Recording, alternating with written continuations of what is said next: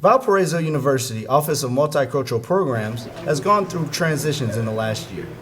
In June, Byron Martin began his position as the director of OMP. Prior to June, Monique Nunez and Samuel Payan served as the interim director and program coordinators. It's been transitional in the sense that we've been in transition for a long time, given that we haven't had a director really for a long time. And so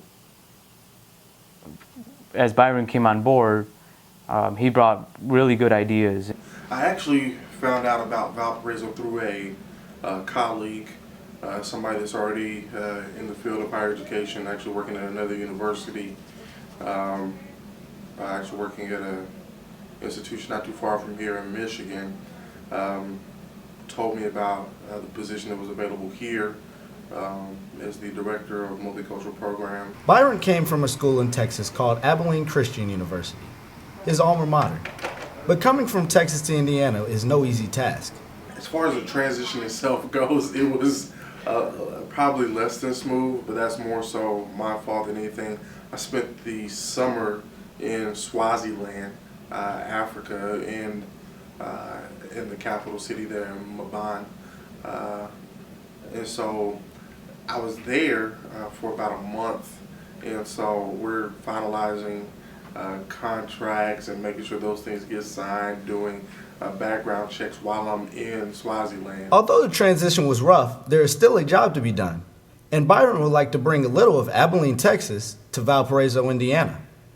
I just want to norm some structures in the OMP, those being structures of assessment and evaluation, not just amongst our office, but amongst our student groups, so that we can have a clear baseline and be able to measure what we're doing. There's so many incredible things going on here, and a lot of times we're not able to measure them because we don't have the structures in place. So I would say the last thing that we want to do is to make sure that our students are still having a top-rate, incredible student experience while they're here, that encourages them and helps them participate and facilitate growing culturally. A lot of times in a lot of higher ed theory, we want students to grow socially, we want them to grow academically, we want them to even grow spiritually, but we don't talk about them growing culturally into being better people, into who they are culturally.